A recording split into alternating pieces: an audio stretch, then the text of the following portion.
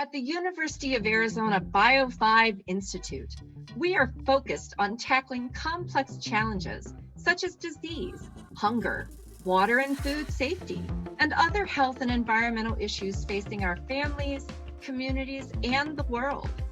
Bio5 brings together hundreds of multifaceted experts that include world-class scientists, engineers, physicians, and computational researchers in a team science environment designed to creatively solve difficult problems. This approach has resulted in disease prevention strategies, promising new therapies, innovative diagnostics and devices, and improved food crops. Join us each week as we talk about science with researchers, staff, and students from the University of Arizona's Bio5 Institute. Hello, everyone, and welcome to another episode of Science Talks, a conversation hosted by the University of Arizona's Bio5 Institute. My name is Sean Caden. And I'm Brooke Moreno. And today we're talking about the 2021 Precision Wellness in the Time of COVID-19 series. At the Bio5 Institute, we are passionate about optimizing human health in order to prevent disease and improve the overall quality of life. The Precision Nutrition and Wellness Initiative at the Bio5 Institute is hosting a public 5-month virtual seminar series discussing precision wellness during these unprecedented times. Today, we're talking with Dr. Yves Lussier, Professor of Bioinformatics and one of our future precision wellness speakers. Thank you, Dr. Lussier, for joining us today. Pleasure. Thank you for having me. So we're going to jump right into questions. As a quick question for you, I noticed that you are what is called a physician scientist. There we go. I knew I could get it out. Would you be able to talk about both of those elements and how those distinct disciplines work effectively to combat health issues like COVID-19? I'm trying to precision scientist, meaning science and precision? Physician scientist. So physician scientist. Yes. Okay. Yes. So I trained in engineering first and then medicine. And my dream was always to bring the two together and to have computers speak the language of medicine. Well, they need to speak the language of biology to speak the language of medicine, among many other things. And different from accounting, that pertains to molecules, cells, tissue, organs, and so on and so forth. So in my investigation of that, because when I was young, such languages exist for computers. They were designed mostly for engineers and accountants. I've learned many methodologies, and over time I specialized into internal medicine as well as biomedical informatics, which is a more recent field, which became a subspecialty just 4 years ago. So now we have biomedical informaticians, that's clinical informaticians in the hospitals that practice this subspecialty. So it's really a process of making sure that we can do better decisions faster in presence of patients.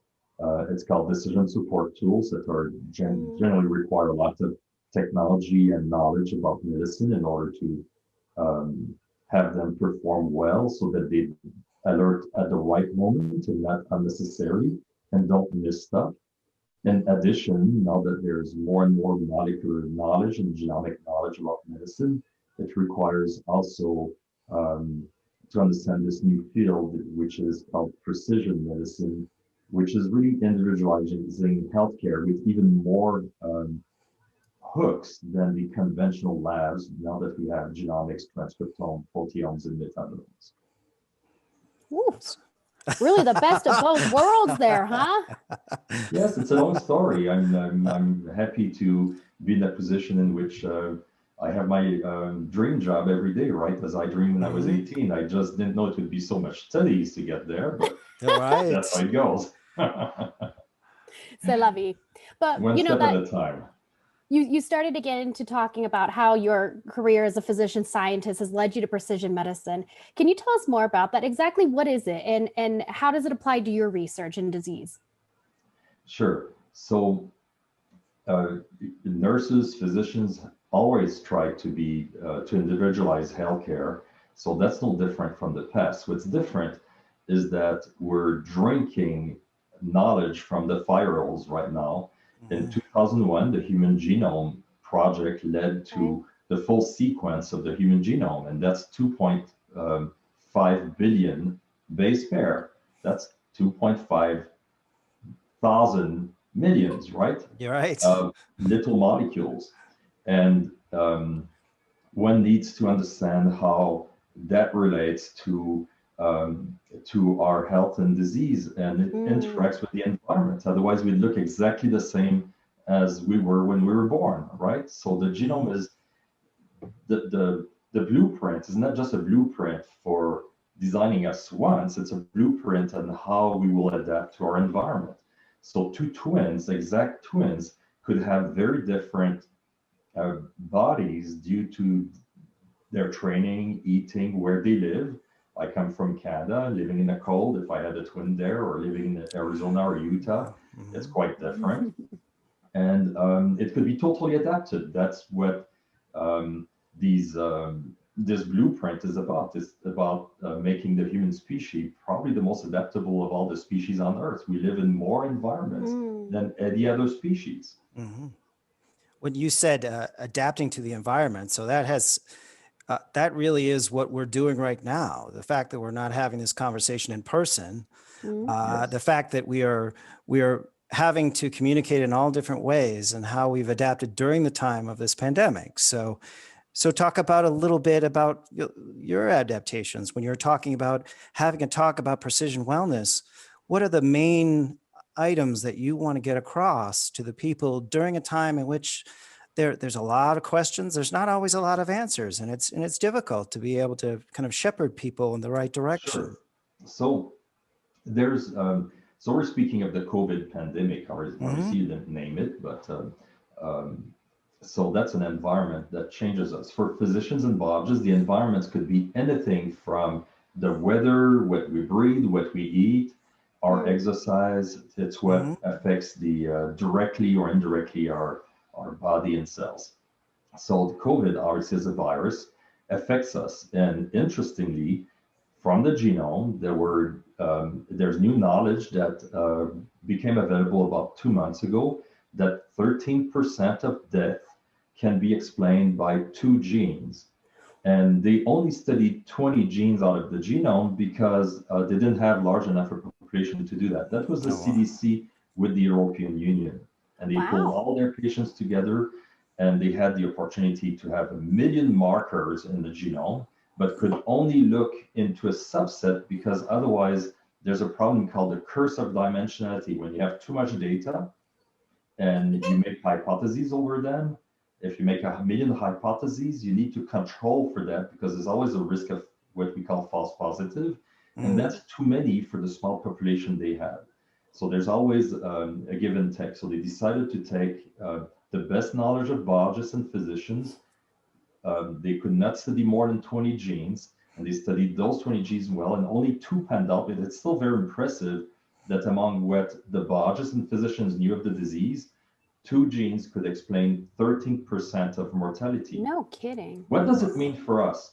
It means that probably within 2 years, when we can study larger population, because this pandemic will remain with us like cold and flu, we'll hopefully be able to understand half the mortality with simple tests that are genetic tests. Right now, arguably, if someone could design it as cheap as a pregnancy test, and we have the technology, it's very plausible that someone could do that. Within months, we could have people do a test right out of a swab for $20 and verify in the pharmacy if they're among those that are at risk of death having COVID.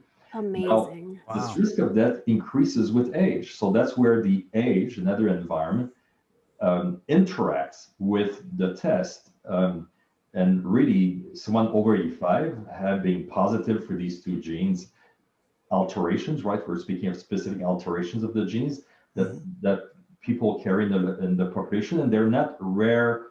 They're not rare, infrequent things. They're not new mutations of a new disease. They're really what we carry, humanity, and probably in the single digits, 6-7% of people may be at higher risk with that. And with age, it becomes very important, which means these people may want to verify that their response to the vaccine is strong.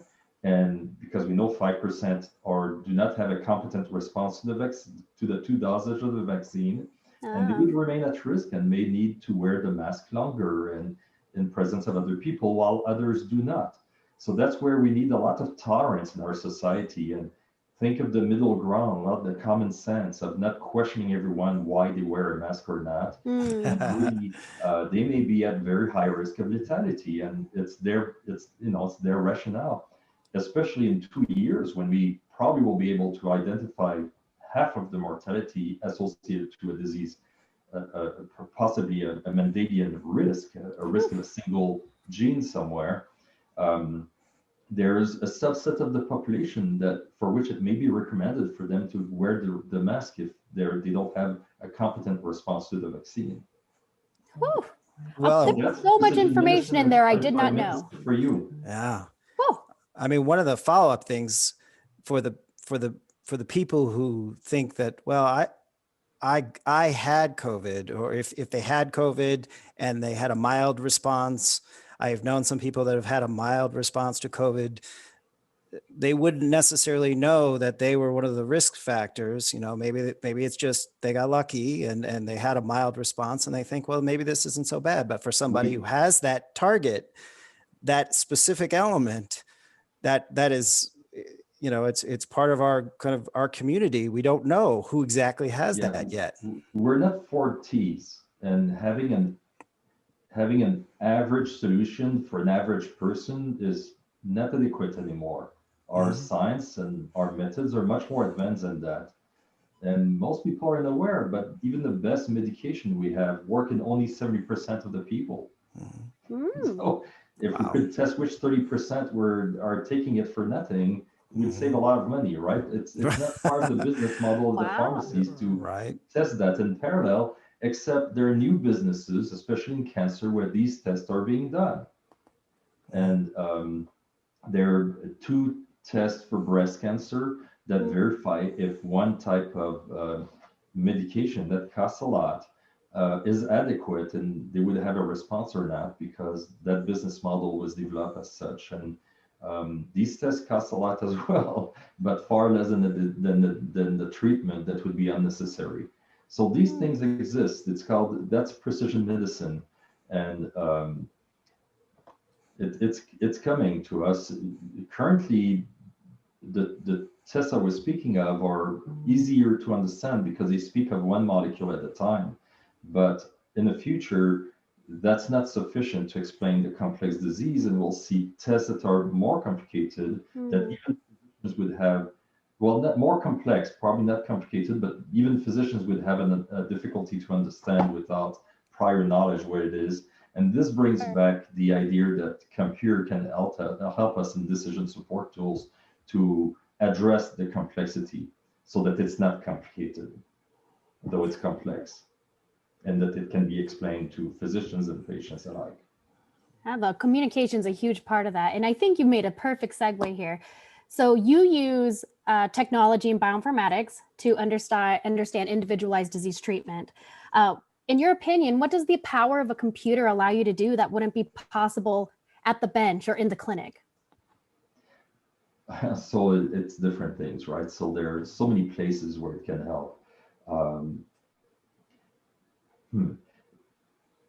Simply to assemble the genome and to verify what's normal or abnormal in the genome of someone, or the transcriptome, computers are required there because there's far too many calculations to be done by hand. Again, we're speaking of taking billions of little parts and assembling them and verifying what looks like the common blueprint and what's different from a common blueprint of the human genome. So that's called the assembly of the human genome. The analyses of the human genome as well require computers because it would be too laborious to do by hand for each individual. If we go back just 10 years, it would cost for a single individual, the assembly would cost thousands of dollars. Not the biology of the sequencing, that would be 10,000, but thousands of dollars of computing time. all of that is becoming really at reduced cost. Right now, we've got sequencing as low as $300, and there's assemblies that against a known template that could be as cheap as well. So you can see the price reduces rapidly. The first human genome cost $1 billion. So even the computers cost never reduced so fast. So we're really at the crux of another technological revolution. Remember, we're still part of the digital revolution that follows the I guess vapor, electricity, other industrial revolutions. So the digital age with machine learning, and these are other tools that can help find patterns that elude clinicians in imaging or in the genomes when we have large populations to test it against. So that's yet another way in which the technology comes in. But most importantly, when it's time to deliver the care, just in time and in presence of the patient, there's a lot of calculations that can be done on a patient as they arrive in the clinic, much more than the physicians can look into. And that would also elevate our capability to be more accurate, to spend more time on the humanity part of the relationship with the patient, while some of these calculations are done ahead of time. Fascinating. Things you don't think about when it comes to healthcare, right? Well, it's one of the things, it doesn't need to be complicated. One of the things physicians are not very good at doing because they like intellectual challenges. And sometimes it's simply just verifying that everybody's get vaccinated in a timely manner. Every 10 years, you need to verify if your tetanus has been done. And in adults, it's something that's often overlooked. And it's silly, right? Because the tetanus can kill. Right.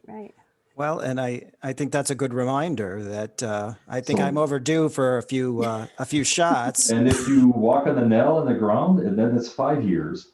And Right. That's something to remind ourselves. And I come from Canada originally, and where we lose the most people are in the northern territories that are so vast.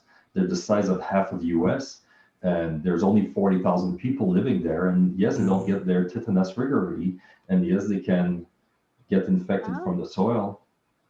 And that we still see people dying of tetanus over there more often. And again, this is not rocket science, but it's just the regularity of verifying things. Shingles after 50. Right. We have the vaccine for shingles, and to do shingles after 50, just routine care of trivial stuff. Well, physicians prefer to make a diagnosis, choose a treatment, but there's these little things in the background that computers can also help us because they don't forget. Right. Well, like you were saying, it's not rocket science, it's precision wellness. And we've got the title of your talk is called Personalized Beyond Precision, the significance of single subject studies in a post-genomic analysis. So tell us a little bit more about the importance of single subject studies, try saying that 10 times fast, as opposed to traditional group studies. So traditional group studies are designed to find averages. A good example for that would be Inderal or propranolol, and a drug against hypertension, which 30 years ago when I was in med school was under patent at that time. And the studies had been done in white Caucasian males. As I came out of my studies and residency, we already knew it would only work in 50% of females. Even the clinicians would observe that it didn't work so well. So, and at that time, as they did these additional studies, that is one of the seminal studies that led the National Institute of Health to require that every clinical trial has males, females, if need be, children, and diversity. Hispanics, non-Hispanics, African American, Asians, etc. Not just people from one continent. And so it was even worse. African American males were only 30% responsive to this drug. Oh my gosh. But here's the back end. It's off patent now. No one has an interest to figure out whom it would be useful for. It's still given initially in 30% of white Caucasian that don't need it because it works only 70% of the time in white Caucasian. It's not given in women, while 50% could benefit, nor African American males, while 30% could benefit. With the right precision test, we'd be able to save someone responsive or not. So my team has been developing techniques called single subject studies in which you can take a tissue that's not invasive, like blood or skin, a small quantity, and do a test out of the body. We call that ex vivo or in vitro testing, and compare control that's not affected with one that's affected. We've done that with our colleagues, Fernando Martinez, for example, in asthma, and we're able to predict which children among severe asthmatic children that were all maximized on treatment, which ones would be hospitalized in the coming year for a severe exacerbation of their asthma, and which ones would not. Holy cow. The ex vivo assay was the common cold, because a common cold in asthmatic children can provoke a severe crisis. This has been known for 10, 15 years. So the idea of doing that test ex vivo went further than the conventional wisdom, which is let's do a provocation assay of the lung. We give them a bronchoconstrictor that gets them a crisis. It scares the parents and the clinicians because they're severe asthmatics, right? You need to have the antidote because they'll choke to death. But then they do a test in which they try to push as much air as they can, and then you give them the antidote. They were indifferentiable. The group that would be hospitalized or not, by gender, age, weight, treatment, they were indifferentiable. So the clinicians could not differentiate them at the organ level, but at the cellular level, the white blood cells in the blood were a good proxy to what's going on in the lungs. And they could identify when stimulated to virus, which group was different. The advantage of these type of studies that are really omics, we would test a transcriptome and learn a classifier with machine learning, artificial intelligence. And these type of studies are not so expensive to develop.